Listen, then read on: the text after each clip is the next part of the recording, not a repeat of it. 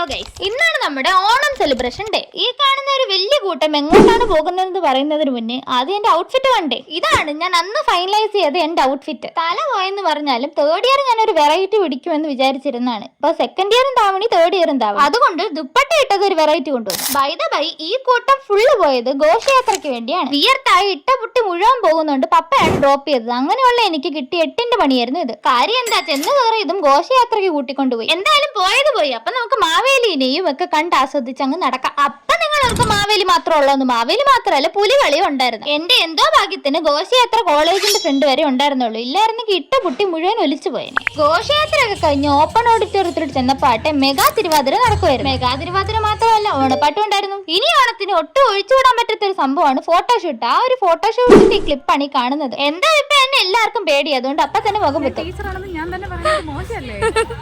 ഇവർ രണ്ടുപേരും എന്നെ പഠിപ്പിക്കുന്ന ടീച്ചറാട്ടോ. എല്ലാരും സാരി ചെയ്തുണ്ട്. ടീച്ചറും സ്റ്റുഡന്റും ഒക്കെ ഏകദേശം ഒരുപോലെ ഇരുന്നത്. അങ്ങനെ നമ്മുടെ ഫോട്ടോഷൂട്ടൊക്കെ ഇവിടെ തകൃതിയായിട്ട് നടക്കുന്നുണ്ട്. ഫോട്ടോ എടുത്താലും ഇപ്പൊ എല്ലാരും ചോദിക്കുന്നത്, ഞാൻ ഫോൺ എടുക്കുമ്പോ എന്തോ എല്ലാവർക്കും ഇപ്പൊ ഒരു ഭയമാണ്.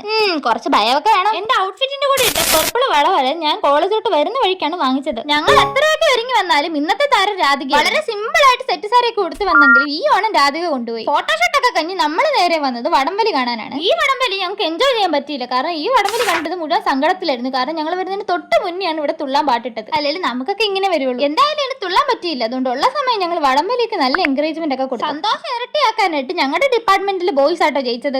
ഇവര് രണ്ടുപേരും ഞങ്ങളുടെ ജൂനിയേഴ്സ് ആട്ടോ. അവിടുന്ന് ഞങ്ങൾ നേരെ ഓടിയത് ഇന്നത്തെ മെയിൻ അട്രാക്ഷനിലിട്ട്. വേറൊന്നുമല്ല, നമ്മുടെ ഓണസദ്യ. ഡാൻസ് കളിക്കാൻ പറ്റാത്ത സങ്കടത്തിൽ ഞങ്ങൾ ആദ്യ പന്തിയിൽ തന്നെ ചാടി കയറി എങ്ങിരുന്നു. എല്ലാ സങ്കടവും സദ്യയിൽ തീർക്കാമെന്നാണല്ലോ. ഈ പഴത്തിൽ എവിടെ നോക്കിയിട്ട് കാര്യമില്ല, ഇത് ഞാൻ തന്നെ ഉണ്ടാക്കിയതാണ്. ഈ ഒരു ഏരിയ മുഴുവൻ ഞങ്ങൾ എല്ലാവരും അങ്ങ് കൈകയറി. അങ്ങനെ നീണ്ട ഒരു പോസ്റ്റടിക്കൊടുവിൽ നമ്മുടെ സദ്യയൊക്കെ വന്നു. സദ്യ വന്നതിന്റെ ആവശ്യത്തില് ഞാൻ വീഡിയോ എടുക്കുന്ന കാര്യം മറന്നുപോയി. അതുകൊണ്ട് ഇടയ്ക്ക് വെച്ചാണ് വീഡിയോ ഒക്കെ എടുക്കാൻ തുടങ്ങിയത്.